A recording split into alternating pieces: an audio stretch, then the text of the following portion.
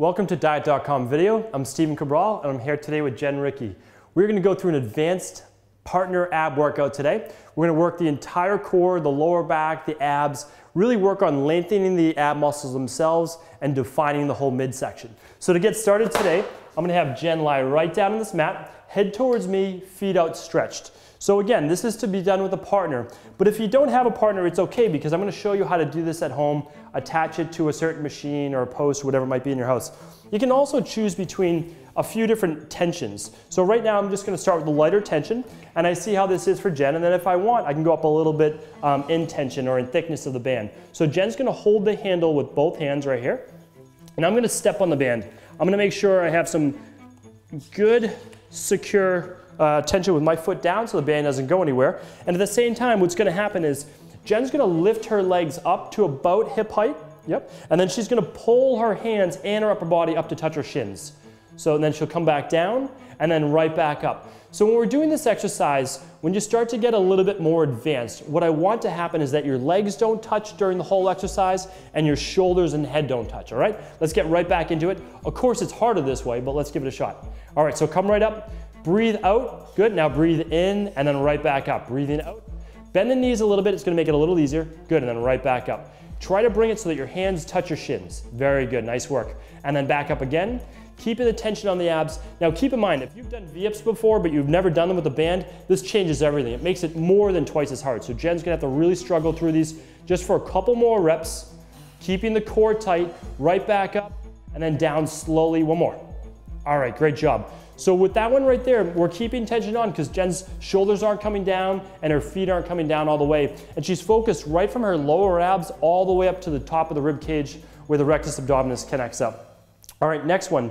Jenn's gonna stay right where she is. She's gonna pull her legs in to my hand right here, okay? So right above her hip bones. So where your hip bones are here, your knees are gonna stay above, her legs are at a right angle, all right?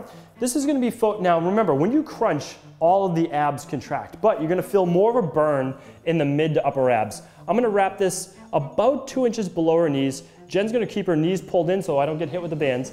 And what she's gonna do is put her hands to her temples and she's gonna crunch up right now, okay? So crunch, I'm keeping a little bit of tension on the band right here. And by doing that, what happens is she has to work her lower and mid abs by keeping her knees pulled in the whole time.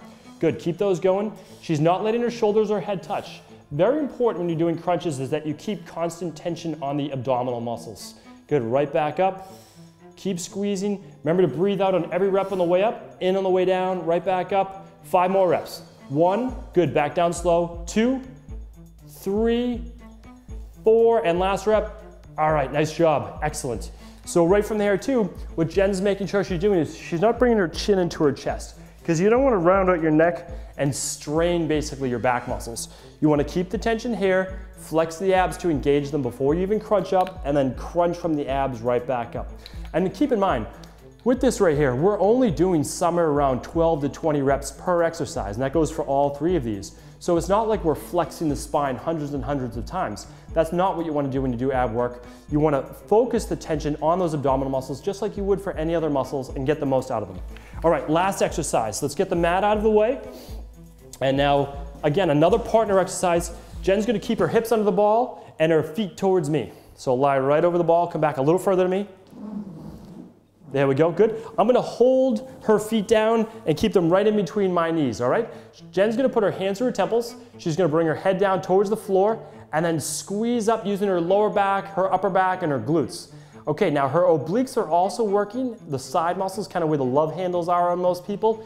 And the reason those are working is because it's preventing you from falling off the ball side to side. So I want Jenn to squeeze up, use her lower back, primary mover, glutes, primary mover, and then come right back up with those shoulder blades pulling together for posture.